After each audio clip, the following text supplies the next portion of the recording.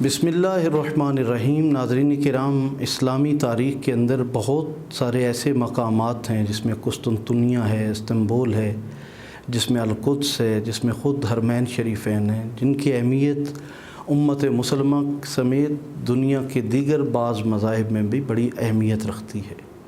نبی کریم صاحب الاولاق صلی اللہ علیہ وآلہ وسلم نے استنبول کی فتح کی ایک بشارت سنائی تھی، جسے سلطان المسلمین سلطان محمد الفاتح نے اسے فتح کیا، اور پھر یہاں پر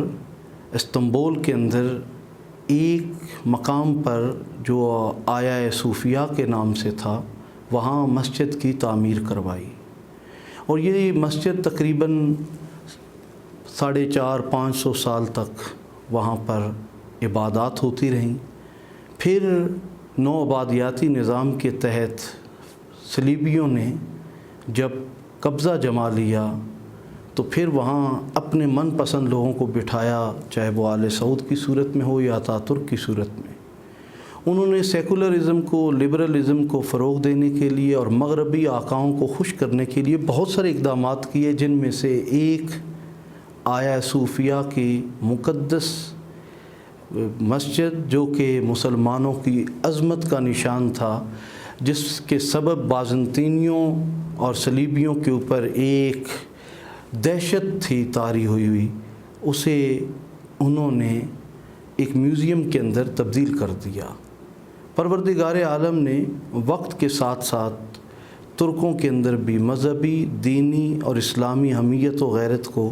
پھر سے بیدار کیا، اور وہاں طیب اردغان کی صورت میں ایک ایسے حکمران کو جو حافظ قرآن بھی ہے، مڈل کلاس سے ہے، اور امت مسلمہ کے مسائل کے اوپر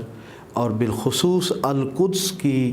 حفاظت کے لیے ان کے اندر ایک خاص جذبہ موجود ہے۔ قریباً 100 سال کے لگ بھگ یہ وقت گزر چکا ہے جب سے وہ میوزیم بنا،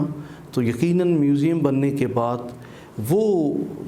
آیا صوفیہ مسجد، جس کے اندر اللہ تعالیٰ کے اسماء بھی موجود ہیں، خلفائے راشدین کے بھی اسماء موجود ہیں، جہاں باقاعدہ عبادات ہوتی تھی، اور وہاں پر اس وقت کے جو بہترین معمار تھے ان کو وہاں پہ کام کے لیے لایا گیا، اور انہوں نے اس کے اوپر ایسا کام کیا کہ وہ مسلمانوں کی عسکری قوت کا ایک نشان بنا یہ مقام۔ بالخصوص ہم دیکھتے ہیں کہ وہاں پر جو اس کے مینار ہیں، اگر اس کی تعمیرات کو ہی صرف آپ دیکھیں تو اس وقت کے ماہر جو تھے تعمیرات، معمار سنان پاشا، اس کو کہا گیا کہ اس کے میناروں کو بنائیں۔ اس نے ان کے میناروں کو اس طرح بنایا جیسے کہ نیزہ ہوتا ہے، اور اس کا ایک خوف تھا جو اس وقت کے اسلام دشمن اور مسلمان دشمنوں کے دلوں میں جا کر پیوست ہوا، اور ان کو آج بھی وہ جب ان مسجد کے ان میناروں کی طرف نگاہ جاتی ہے آیا صوفیہ کی مسجد کے، تو انسان کی نظریں جھک جاتی ہیں، اور مسلمان حکمرانوں کی غیرت کی وہ علامت تھے، اور غیروں کے اوپر وہ خوف کی علامت بھی تھے۔ بالآخر اس مسجد نے بحال ہونا تھا اور وہ ہو گئی، لیکن اس موقع پر طیب اردغان نے جو اعلان کیا، انہوں نے کہا کہ یہ پیش خیمہ ہے القدس کی فتح کا، اور یہ ایک بہت بڑی اناؤنسمنٹ تھی۔ مغرب بھی اس کے اوپر بڑا سیخ پا ہوا، امریکہ سے بھی اس کے اوپر بڑا سخت بیان داغ دیا گیا۔ یہ وہی امریکہ ہے جس نے بابری مسجد کی شہادت پر ایک لفظ نہیں بولا، یہ وہی امریکہ ہے جو کشمیر کے مظلوموں کے لیے ایک لفظ نہیں بولتا، یہ وہی امریکہ ہے کہ جس نے آج تک فلسطین کے مظلوم مسلمانوں کے لیے ایک لفظ نہیں بولا۔ یہ وہی مغرب ہے جو شام، یمن اور دنیا بھر میں جہاں جہاں مسلمانوں کا خون بہہ رہا ہے پانی کی طرح، اس کے اوپر بغلیں بجاتے ہیں، اور مسلمانوں کی جو مساجد شہید ہوئی ہیں اس کے اوپر انہوں نے باقاعدہ خوشیاں منائی ہیں۔ لیکن استنبول کے اندر آیا صوفیہ کے مقام پر اس مسجد کی بحالی کے اوپر نہ صرف یہ کہ امت مسلمہ کے دل باغ ہوئے، انہیں پھر سے اپنی جو سابقہ عظمت ہے اس عظمت رفتہ سے آگہی حاصل ہوئی، وہیں طیب اردغان کے اس عمل نے امت مسلمہ کو پھر سے سر اٹھا کے جینے کا حوصلہ دیا ہے۔ ایک خوشی کی لہر دوڑی ہے مسلمانوں کے درمیان۔ اس موقع پہ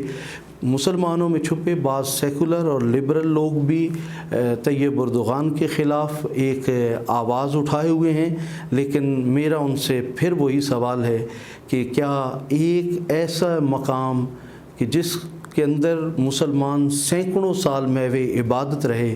اس کا میوزیم بنا دیا جانا یہ زیادہ خوبصورت ہے، یا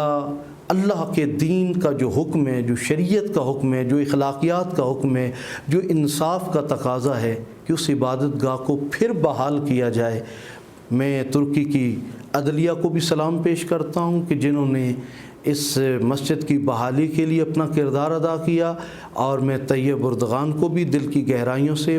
پوری پاکستانی قوم اور امت مسلمہ کی طرف سے سلام پیش کرتا ہوں، اور اس یقین کے ساتھ کہ امت مسلمہ کا اس سے ایک ریوائول شروع ہوگا اور پھر سے امت مسلمہ کی عظمت رفتہ بحال ہوگی۔ اسلام زندہ باد، پاکستان زندہ باد، سلطنت عثمانیہ کی یادگار زندہ باد۔ بہت شکریہ۔